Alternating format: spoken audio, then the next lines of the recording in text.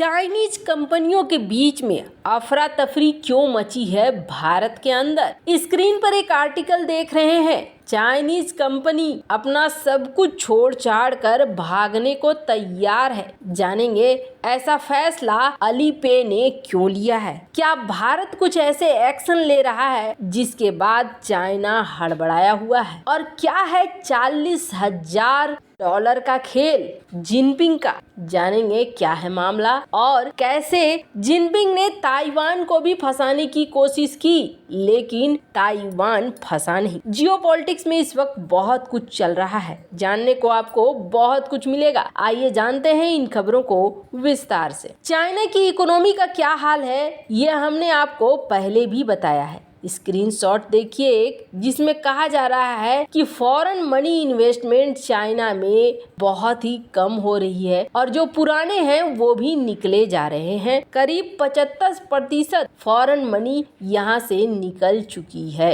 अब ये बहुत बड़ा अमाउंट है, बहुत बड़ा नंबर है। इस एक ग्राफ को देखिए, चाइना और अमेरिका का ये जीडीपी ग्राफ है। ये जो ग्रीन वाला है ये अमेरिका का है और ये जो ब्लू वाला है ये चाइना का है। चाइना बहुत अच्छे रफ्तार से और बहुत बड़े रफ्तार से अमेरिका को पकड़ रहा था, लेकिन ना अभी परिस्थितियां एकदम से उलटती हुई नजर आ रही है, एकदम से बिखरती हुई नजर आ रही है। ऊपर से मामला सिर्फ इतना नहीं है बल्कि मामला ये भी है कि समय चाइना को साथ नहीं दे रहा है। आपको बता दें चाइना की एक बहुत बड़ी प्लानिंग, और चाइना की प्लानिंग क्या थी, ताइवान के साथ लड़ने की कोई प्लानिंग नहीं थी। चाइना चाहता था कि ताइवान को हम इस तरीके से मजबूर कर देंगे इकोनॉमिक तौर पर कि ताइवान खुद ही हम में आकर समा जाएगा। और सिर्फ चाइना ने एक देश ताइवान ही नहीं, श्रीलंका, पाकिस्तान और यहाँ तक कि भारत के लिए भी यही सोच कर रखा था।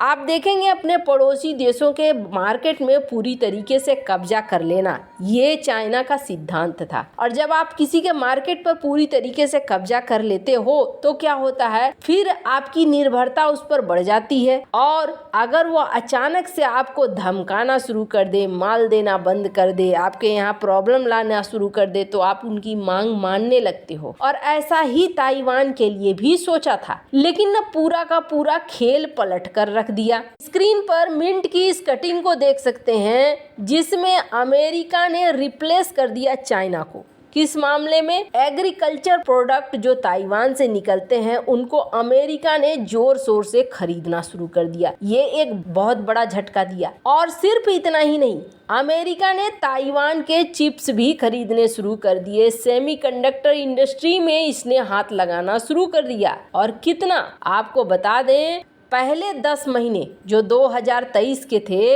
80% ज्यादा सेमीकंडक्टर बेचा ताइवान ने। किसे? अमेरिका को। स्क्रीन पर कटिंग देख सकते हैं आप, 80% मतलब कि एक बहुत बड़ा नंबर। यहाँ पर ताइवान में आराम से घुसता चला गया अमेरिका। और चाइना के मंसूबे जो थे वो चाइना के मंसूबे फेल होते हुए चले गए। यहाँ चाइना बुरी तरीके से हारता चला गया। अब यहाँ पर चाइना बहुत सारा दिमाग लगा रहा है। कैसा दिमाग लगा रहा है? चाइना की स्थिति इस वक्त देखेंगे तो बड़ी अजीब स्थिति आपको लगेगी। टाइम्स ऑफ इंडिया की एक खबर देखिए, अगर आपको जिनपिंग के साथ डिनर करना है तो आपको देना होगा 40,000 डॉलर। और अगर आप 40,000 डॉलर देते हैं तो आपके बिजनेस को अप्रूवल मिलेगा चाइना में। मन में ख्याल आएगा ये कैसी बात कह रहे हैं, एक राष्ट्रपति के लिए ऐसा कुछ सीन है क्या, ऐसा होता है क्या? तो आपको बता दें इस आर्टिकल में एक बड़ा ही खुलासा किया गया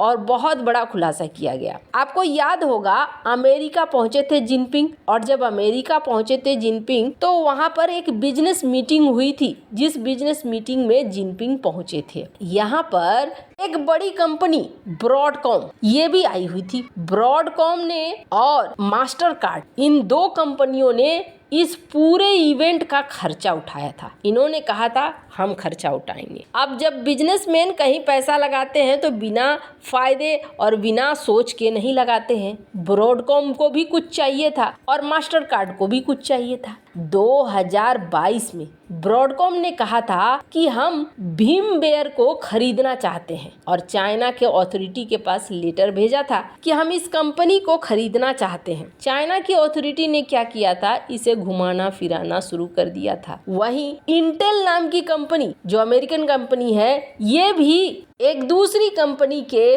$5 बिलियन में शेयर खरीदना चाह रही थी, लेकिन चाइना के अधिकारी इसका अप्रूवल ही नहीं दे रहे थे। अब क्या हुआ, इधर तो इतना डिले हो गया कि ब्रॉडकॉम ने बोला चल हम VMware को खरीदेंगे ही नहीं, छोड़ हटा इसे। पर फिर सुनाई दिया अमेरिका जा रहे हैं जिनपिंग, यहाँ बिजनेस की एक मीटिंग होने वाली है। मास्टर कार्ड और ब्रॉडकॉम दोनों ने मिलकर इस पूरे इवेंट को ऑर्गेनाइज कर दिया और कहा कि ठीक है भैया, हमारी वैसे तो डील कैंसिल हो गई है, हमने डील छोड़ भी दी है, $69 बिलियन की ये डील थी, पर हम आपके लिए तैयार हैं, आपको यहाँ बुलाएंगे, स्वागत कराएंगे। अब वहाँ जो डिनर आयोजित हुआ था ना, जो CEO बैठकर खा रहे थे जिनपिंग के साथ, वो अमाउंट कितना था, $40,000। और $40,000 इतने जो भी CEO देख रहे हैं जिनपिंग के साथ बैठे हुए, उन्होंने $40,000 कथित तौर पर दिए हैं। अब हुआ क्या, इसका क्या कोई फायदा हुआ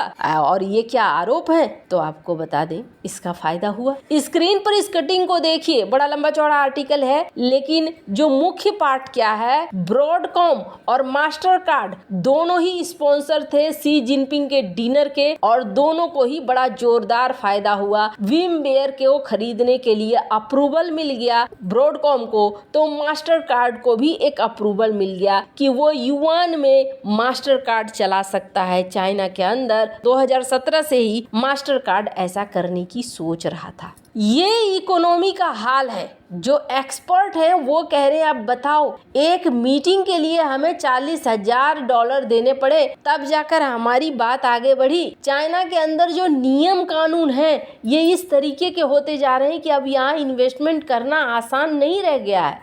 और वहीं दूसरी तरफ भारत की बात करें तो भारत में इन्वेस्टमेंट करना आसान है। अब इन सब के बीच में एक खबर आती है, स्क्रीन पर एक आर्टिकल देखिए जिसमें कहा जा रहा है कि अलीपे अपना शेयर बेचकर निकलना चाह रहा है। अलीपे बोले तो कौन, ये चाइना की एक कंपनी है और इस कंपनी ने पैसे लगाए थे, करीब 3.4% शेयर खरीद लिया था। किसका, जोमेटो का। ऐसी ही एक कंपनी थी जिसने पेटीएम के शेयर खरीद लिए थे। भारत की कंपनियों में पैसा ठीक ठाक लगा दिया था और इन्होंने अब बेच दिया। स्क्रीन पर आप देख सकते हैं वो बात कर रहे हैं, ढूंढ रहे हैं किसे बेचना है। हालांकि ये ऐसे समय में बेच रहे हैं जब इस कंपनी जोमेटो के शेयर बहुत हाई चल रहे हैं और इनका कहना है कि हम कुछ नहीं, बस यहाँ से मुनाफा लेके निकलना चाह रहे हैं। पर सच्चाई क्या है, सच्चाई कही जा रही है ये है कि भारत ने जैसे जैसे कसना शुरू कर दिया है पेच, और जैसे जैसे टैक्स वगैरह को लेकर जांच बिठानी शुरू कर दी है, चाइना की ये कंपनियां जल्द से जल्द यहाँ से भागना चाह रही हैं। यही वजह है। वैसे भारत के लिए अच्छी बात है कि चाइना के शेयर न होकर किसी और के शेयर हों